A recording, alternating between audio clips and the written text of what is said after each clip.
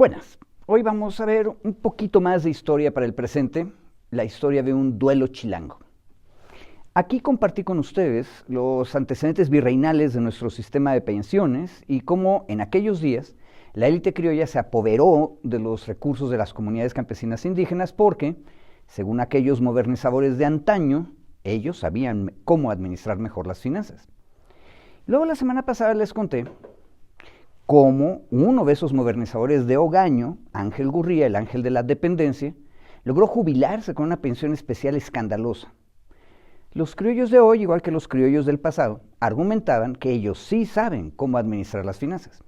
Bueno, a mí lo que me sorprende es encontrar en anécdotas del pasado las mismas actitudes personales en los miembros de la élite. Como el fenómeno de la opresión es permanente, supongo que las personas tienden a reproducir cierta conducta o cierta manera de comportarse. Hoy quiero contarles acerca de un duelo que ocurrió en 1894, aquí en la capital federal. En él se enfrentaron el señor José Verástegui y el coronel Francisco Romero. 1894. Todos los datos que ahora les voy a compartir los encontré en internet, gracias al buen trabajo de las universitarias y universitarios en la Hemeroteca Nacional. Ellos capturaron y pusieron a disposición de todas la prensa mexicana del siglo XIX. Busquen HNDM-IIB-UNAM.mx. Bueno, de acuerdo al periódico semanal El Mundo, que empezó a publicarse en Puebla el 14 de agosto de 1894, el 9 de agosto, o sea, más o menos una semana antes, en la noche circulaba de una manera vaga la noticia de la muerte del señor José Verástegui. Al día siguiente, un diario le atribuyó la muerte a un accidente y otro a un duelo. El Mundo explicó a sus lectores que la versión verdadera era la muerte en duelo. Notemos el ritmo chismoso de la nota roja. Es una cosa muy bizarra. En 1894 todavía había un reglamento de duelos que establecía una serie de formalidades para agarrarse a balazos por cuestiones de honor. En resumen, el hombre, por cierto, en los duelos solamente hay varones. El hombre ofendido escogía dos testigos que iban a buscar a los dos testigos del ofensor y trataban de aclarar el agravio y acordar una disculpa. Si no hay acuerdo, ambas partes escogían un juez de duelo que iba a presidir el encuentro mortífero, en el cual, por supuesto, se seguían estrictas reglas para asegurar la igualdad de ambos combatientes. Los comentócratas de la época debatieron a santo de la muerte de Verástegui por largas semanas si el reglamento aún era vigente o si la muerte en duelo era solo otro tipo de homicidio. Esta crónica del Mundo se incluyó en el primer número del periódico, que la llamaban Prospecto.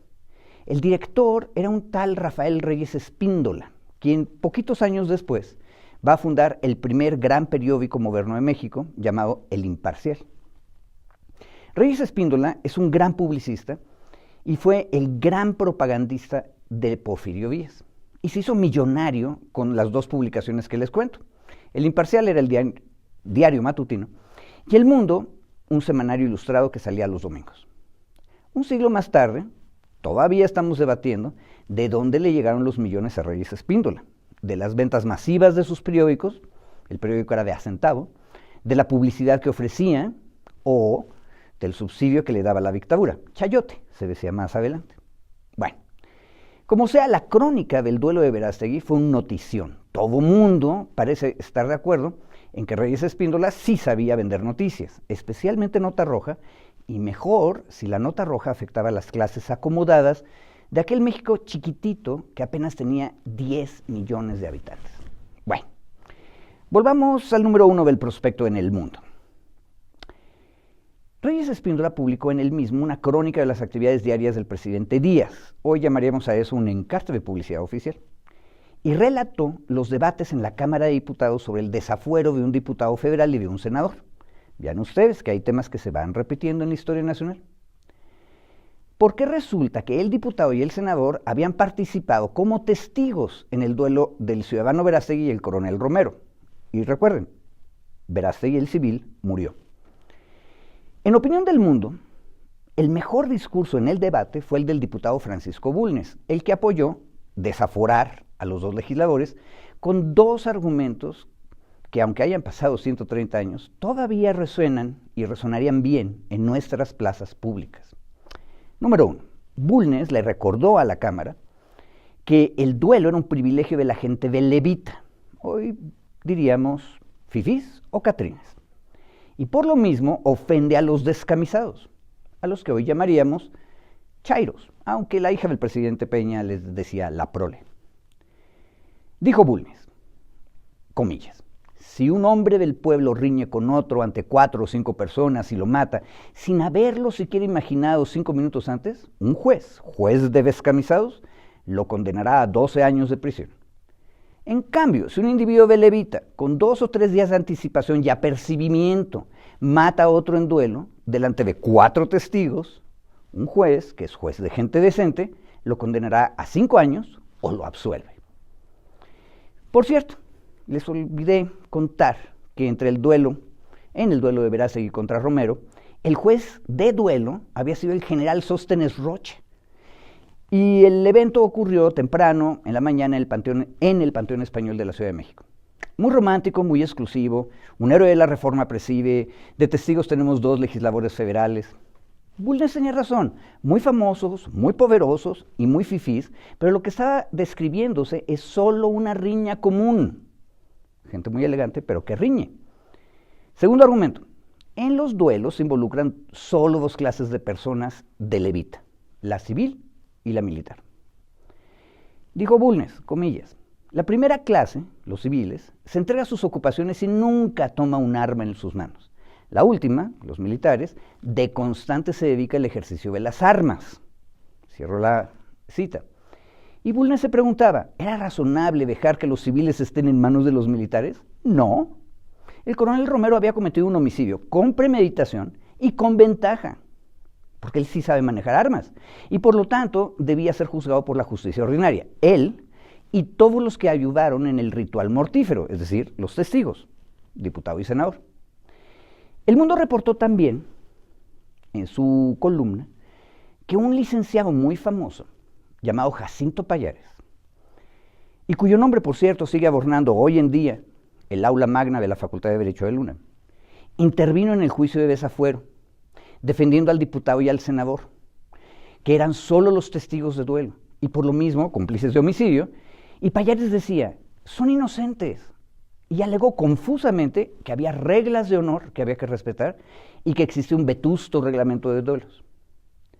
Cuando uno lee las argumentaciones, le queda claro al lector que para la élite porfiriana los de arriba no se matan, nomás defienden galantes su honor. ¿Qué les parece el caso? En un extremo habla de una costumbre que ya ha desaparecido, el duelo, pero en el otro nos muestra las mismas actitudes de nuestras élites. Veamos cómo la prensa de derechas nos presentó la trágica situación de Emilio Lozoya y su familia, sujetos a proceso y sin derecho a prisión domiciliaria.